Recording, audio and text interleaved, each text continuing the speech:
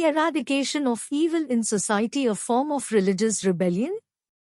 Is using religion as a tool to manipulate people a political act? India is a great nation known for its rich civilization among the nations of the world. Even among the living civilizations in the world, Indian civilization stands as one of the greatest. In this country, known for its citizenship, the Indian citizenship is greatly esteemed. From the Vedic period, a section of society has been consciously working to oppose various unjust and inhuman practices and traditions, even at the cost of going against the tide. Many examples of such defiance can be found in our scriptures, epics, and other literature. The Ramayana of ancient India and the rebellion of the Charvakas from the Vedic period are examples that demonstrate the Indian culture's sensitivity to creating an environment for individual freedom. Times are changing. Society, its customs, and traditions are evolving. The society has been constantly aware, beginning from the Vedic era to the present day, of the need to challenge various inconsistent and inhumane traditions, customs, and practices. Numerous instances can be found in our Vedas, Puranas, and other literature. The Ramayana is an example of how the Indian culture stood for a free and open environment, even during the time of the Vedic era. The era of the Vedas gave birth to many unconventional, humane, and different sects and customs, which led to the emergence of a class that was aware and ready to oppose any kind of divergence from established norms. Even during the period of the Ramayana, the moral fabric of society did not alter significantly.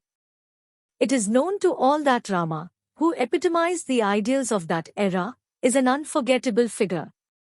Innumerable traditions, beliefs, and customs contrary to human dignity, which existed in the society of that era, are evident in our ancient scriptures, epics, and other literature. The Ramayana reflects the culture of India during its time. Why Mandara became a demon? In the Ramayana era, ideals, truths, and values were upheld by many. Even today, they remain unforgettable. However, there was no need for anyone to doubt or question their relevance. From the time of the Vedas, numerous conflicting and inhumane practices, traditions, and customs in society have been consciously challenged by a class that is aware of its responsibility. Examples of such acts can be found in our scriptures, epics, and other literature. In the present era, India's tradition of knowledge, culture, and philosophy continues to flourish. In the ancient and culturally rich land of Bharat, India, there were many great traditions, but there were also revered teachers like Dronacharya who harbored jealousy, prejudice, and animosity.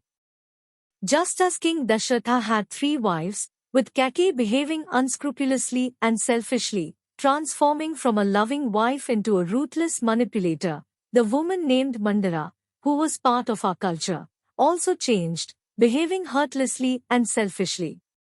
The next era witnessed the emergence of great thinkers like Adi Shankaracharya, who revived Hinduism by reintroducing the concept of Advait, non-duality, and emphasizing the importance of spirituality.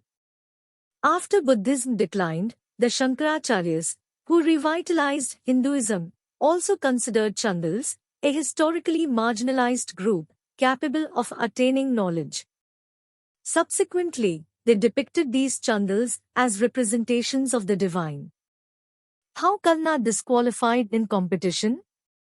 The eternal dharma that proclaimed the untouchables and the marginalized as unworthy of acquiring knowledge, the society in ancient India, during the time of the Mahabharata, relegated the charioteer's son, Suta, to a lower status. It was for this reason that Suta's son, Karna, despite his prowess as a warrior, had to contend with the Kshatriyas and was not considered among the warriors. In contrast, Kunti's son, Arjuna, excelled in the art of warfare and was accepted as a formidable warrior, thus highlighting an important societal distinction. The concepts of Saguna and Niguna worship were embraced by Indians.